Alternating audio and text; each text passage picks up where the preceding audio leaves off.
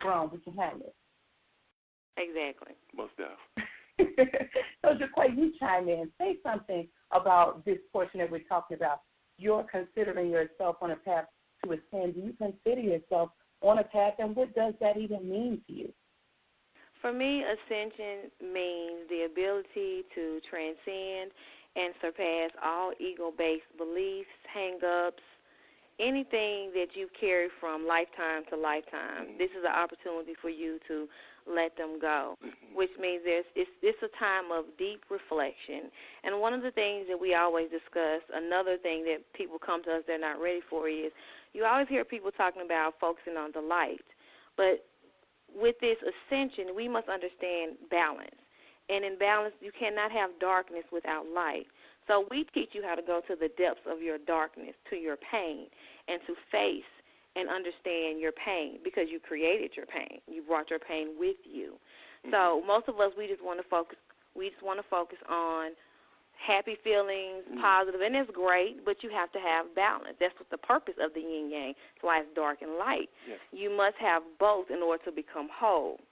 So in this ascension for me personally means looking at those parts about myself that I have rejected, looking at those parts that I have neglected, looking at those parts of myself that I have judged and deemed to be bad, and understanding why they exist. Right. And when I look at these parts, I understand that there is not an enemy within me, but parts of me in which I must recollect, which is called collecting the soul, making ourselves whole and allowing those who stand in his rightful place within us to lead us and become the great leaders that we are destined to be.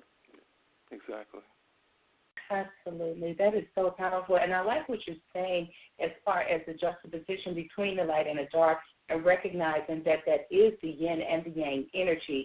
And in order to move forward in the light, you have to integrate your shadow. You have to integrate all the pieces, like you said, that you have created. All that darkness, you created it for a reason. You created your pain to heal you. Yes. And if you neglect it, then you're neglecting the fullness of that healing. So that is very powerful. I do know that at this moment we do have a question. Cassandra is on the line. Cassandra? Yes. Hello. Can you hear me?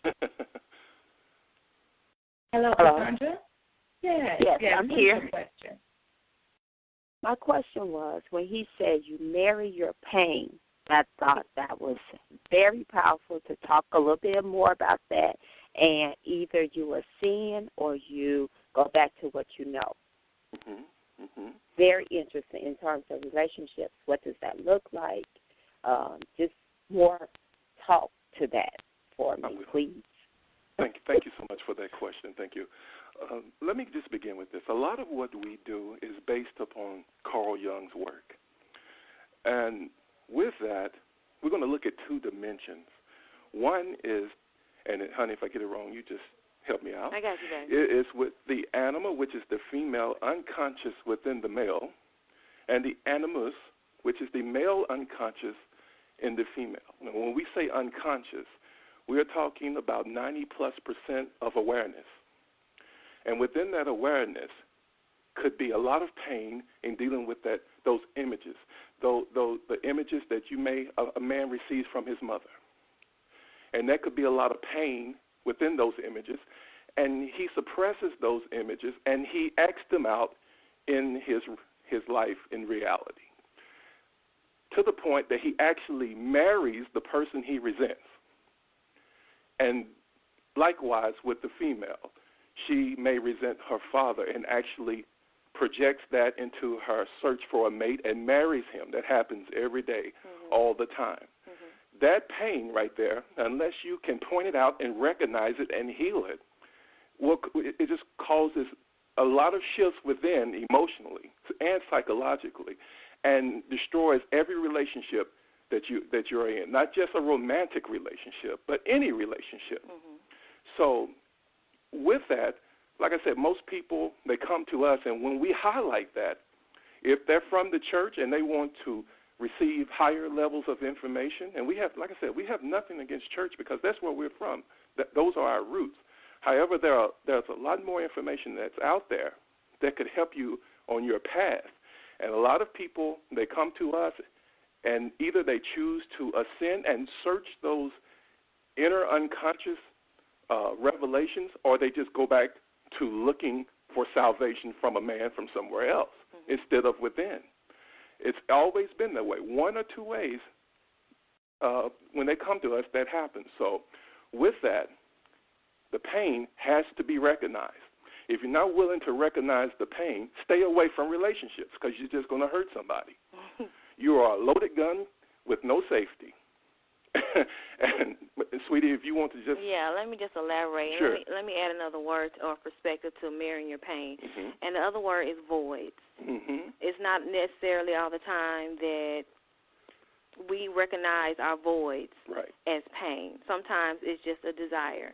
And what we're saying is know why you're attracted to someone. You know that like attracts like. You only attract that which you are and the vibration that you are on. That's what we teach to our singles that are in our organization. You want to know what type of relationship you're beginning with. Look at the mindset and the vibration you were on when you met this person.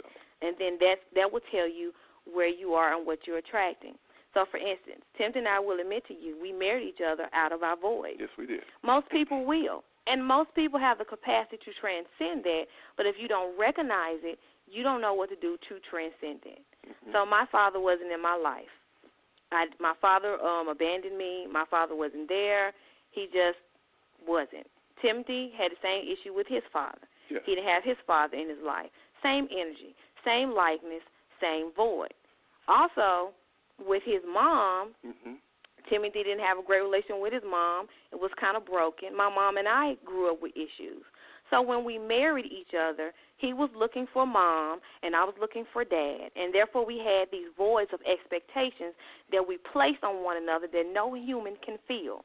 No human being can feel these inner emotional voids that we have. So that's where the fights come from. You go through the honeymoon phase. You fall in love with the godlike energy that you see upon another person. Let's just establish that. When you fall in love or attracted to a person, you have two things at play. You have the void attraction, and you also have the God. You see the God in the other person, and that's what you fall in love with. Well, after the honeymoon phase, the God part leaves. And now you're left with wishing and wanting someone to fill your void. When that person no longer can live up to your expectations, that's when the fights and the problems begin. What it takes is deep, thorough soul searching and realizing when you have expectations upon somebody else that you really need to be applying to yourself. That's right. So I had deep father issues when I married Timothy. And a lot of our fights came from me going, you don't ever do this, and you don't ever do that, and why don't you do this, and why don't you do that, and blah, blah, blah, blah. And at the same time, because of his disconnect issues with his mom, he really was disconnected. But it took a point in the middle of an argument where I just heard myself for a minute. It's like I stood outside of myself, and I could hear myself speaking. And I looked at him, and in the middle of it, I just stopped and said, never mind. And he looked at me like, what? I'm still looking at you like, what? That day. And I said, it's not you. It's not you. You're not the problem. I'm the problem. Yes. And that's when my journey began and led me to deep abandonment issues. It led me to low self-esteem issues. It led me to not having been taught to validate myself and to fulfill myself and expecting my husband to fulfill emotional voids in me that he's incapable of fulfilling. That's right. And at that point, that's when we begin to learn that true relationships, mature relationships, we have a saying, marriage is for grown folks. There you go. You can't be a child and be married. There you go. And what we're saying is when we're saying that is you must each take responsibility for your emotional state, your emotional voids, everything that you bring to the table. You must take responsibility for, and that our purposes together are to learn from one another. So that's when we learned about mirrors. People mirror to you what and who you are. There you go. If you have abandonment, that person will mirror that to you, and they will mirror that to you by doing behaviors that cause abandonment. Yes. Once you heal those behaviors within yourself, one or two things are going to happen. Either that person is going to change or that person is going to remove themselves from your space. Mm-hmm. Because when you change your vibration, you only align with that which you are. There you go. So true. So that's what we mean by bury your pain. So true. So true. It's funny. That is so powerful. Day. I remember that day so clearly. You know, I mean, that fight was intense, sweetie. You remember that? I remember. You were confused. The confused look on your face is what I remember the most. She just stopped as if someone else entered the room and into her body.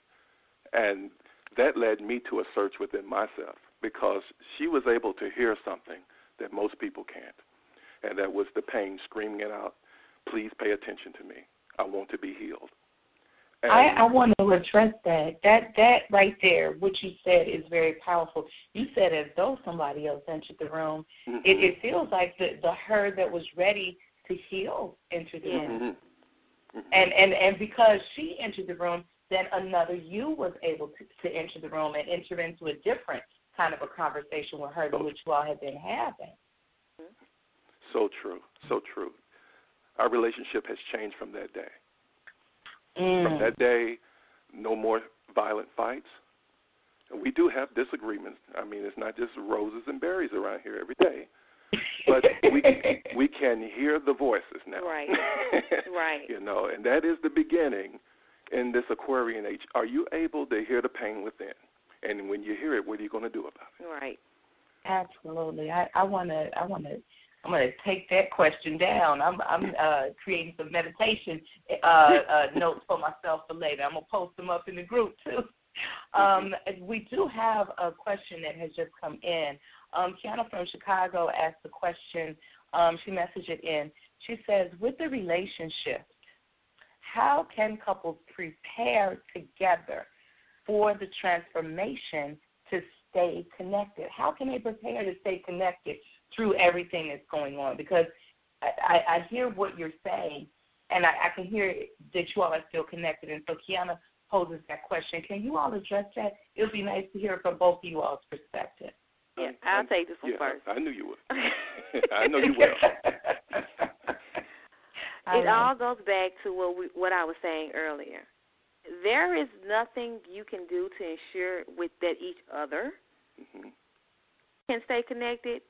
You must stay connected to yourself and to the source within you. Teach. And when you stay connected to the source within you, there is no work to be done in the relationship. As long as you are both doing the work. Inner work is the most important spiritual practice there is. That's right. In anything that you desire to accomplish, whether it's a healthy friendships, healthy relationships, a job that you love, or I'll say a lifestyle that you love, because if you love it, it's not a job. Anything that you want to create, inner work, that is how you ensure that. Now, of course, you can pray for one another. I pray for my husband daily. And because of the path that I'm on, my prayers are they're more connected to source instead of my ego desiring wants. I know how to pray for what he needs versus what I want him to do and want him to be. Yes. And that's the key. But you only can do that when you know you. You cannot know or do anything for anyone else that you have not or will not be willing to do for yourself. And that is how you make sure that your relationship is prepared, by preparing yourself. Totally agree with that. I get that. You just can't. Go ahead, ma'am. Go ahead. I was wanted to reiterate that very first point that you made, which was to stay connected to yourself. Yes. That's very powerful, because I could see that the inclination would be to stay connected to my beloved. That would be the inclination. And what I'm hearing you say is that it's the inner work that has to be done. And so it's about me staying connected to me throughout my healing process. Exactly. Yes. I wanted to make sure and that keeps you connected to your beloved. Yes. What you do not want to do is to project the God that you seek, the light that you seek, because that's what you're seeking. You're seeking your inner higher self. You do not want to project those expectations onto your beloved. That will destroy your relationship. Because you'll try to fix something in someone else that you need to fix within. It's all a projection. I found myself trying to change Jiquay in ways I needed to change because there was nothing wrong with Jiquay.